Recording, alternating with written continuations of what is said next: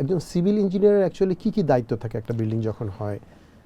Civil engineer সবচেয়ে first দায়িত্ব যেটা, সেটা হলো বিল্ডিংটাকে স্ট্রাকচারালি সাউন্ড করে কনস্ট্রাকশন করার জন্য যা যা করা দরকার, যেটা load distribution, load analysis, code মোতাবেক বিল্ডিংটা যাতে কনস্ট্রাকশন করা হয় সেগুলিকে মানে আরোপ করা যেন এই কাজগুলি অবশ্যই হয়। যদি কোড মোতাবেক যদি বিল্ডিংটা ডিজাইন করা হলো কিন্তু এটা ইমপ্লিমেন্ট হলো না, তাহলে তো কোনো লাভ হলো না। ডিজাইনটা খাতা কলমে থাকলো, কিন্তু খাতা কলমে আছে, কিন্তু এটাই ম্যাক্সিমাম সময় হয়। কারণ আমরা ডিজাইন করে দেই, ডিজাইনে আমরা যথেষ্ট ডিটেলিং করি। একটা কি বিষয় কি জানেন, যত ডিটেলিং বেশি হবে তত বেশি সুপারভিশন কস্ট বেড়ে যাবে। আচ্ছা, কারণ আপনাকে বারে বার আপনাকে হয়তো আমাকে ডাকতে হবে বা আরেকজন ইঞ্জিনিয়ারকে দিয়ে এটাকে চেক করতে হবে যে ডিটেলিংটা বেশি হয়। আর ডিটেলিং যদি বেশি না হয় তাহলে ঝামেলা নাই। আর ডিটেলিংটা যাতে হলে দুটো ব্যাপার হয়, বিল্ডিংটা মানে সূক্ষ্মভাবে কনস্ট্রাকশন করা যায় এবং মিনিমাম কস্টে ম্যাক্সিমাম ইউটিলাইজেশনটা আসে বা ম্যাটেরিয়ালের ইউটিলাইজটা করা যায়। আচ্ছা, যদি আমি কোড ফলো করে ডিজাইনটা করি এবং বিল্ডিংটা সেফও হয়। তো সিভিল ইঞ্জিনিয়ারের সবচেয়ে মেইন ফাংশন যেটা, যে বিল্ডিংটা যাতে কোনোভাবেই ওভারলোডিং না হয় সেটাও খেয়াল রাখা, বা সেটাকে মালিককে ভালোভাবে বলা যে আপনি যেটা করা হয়েছে 6 তলা, আপনি 6 তলাতে স্টিক করেন, আপনি এটা 7 তলা করেন না। এটা কিন্তু আমাদের কাছে অনেক সময় আসে যে একটা ফ্লোর বাড়িয়ে ফেলা তো কেউ কিছু মনেই করে না, মনে করে 6 তলা করছি, একটা তলা বাড়াবো, কিছু হবে না। আমি তলা করছি, একটা তলা বাড়ালাম, কিন্তু আমি তো 6 তলা ধরেই ডিজাইন করছি। ডিজাইন তো ওইভাবেই হ্যাঁ, আমাকে তো ওইটাকে জাস্টিফাই করতে হবে।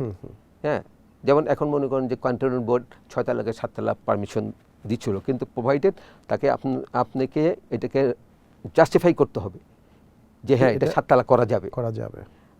এবং মানে যে বিল্ডিংগুলো 6 তলা হয়ে গেছে ওইগুলোকে আবার তারা 7 তলা প্ল্যান দিচ্ছে। হ্যাঁ, এটাগুলো কি ডিএইচএস গুলোতে? ডিএইচএস গুলোতে এখন এটাকে আবার আরেক তলা বৃদ্ধি করার জন্য করছে 8 তলা। দেখুন মানে 7 তলা যদি করা থাকে তাহলে 8 তলা বিল্ডিংগুলো হয়ে গেছে। দেখুন যে বিল্ডিংগুলো 7 তলা হয়ে গেছে প্ল্যান ওয়াইজ, মানে অ্যাপ্রুভ প্ল্যান ওয়াইজ 7 তলা হচ্ছে। এখন ওইটাকে আপনি ইচ্ছে করলে গভর্নমেন্ট পারমিশন দিচ্ছে 8 তলা, মানে ক্যান্টনমেন্ট বোর্ড ওদের ডিএইচএস গুলোতে দেয়।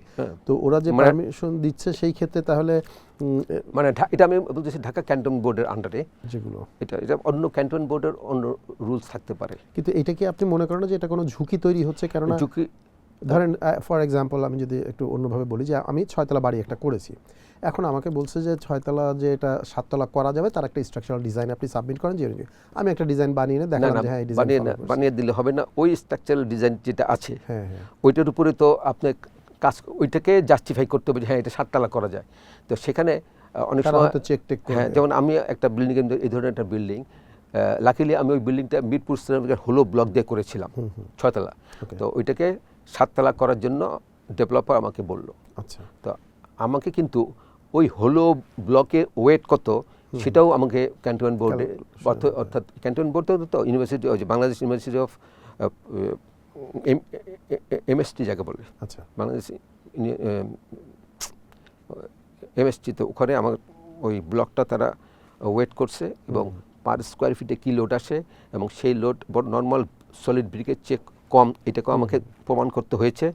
এবং এগুলি সব দেখার পর তাকে আমাকে একটা ফ্লোর এক্সটেনশনের পারমিশন দিচ্ছে। মানে ওরাগুলো তো প্রপারলি চেক টেক করে এবং যদি কোনো কারণে কলাম আন্ডার হয়ে থাকে, আন্ডার ডিজাইন হয়ে থাকে, তখন ওটাকে রেট্রোফিটিং করার পারমিশন দেয় তারা। রেট্রোফিটিং করে তখন আপনি এটাকে বাড়িয়ে একটু স্ট্রেংথটাকে বাড়িয়ে নিলেন, লোড ক্যালকুলেশনটা করে নিয়ে সেভাবে সাবমিট করতে হয় এবং তারা খুব স্ট্রিক্টলি এটা ফলো করে।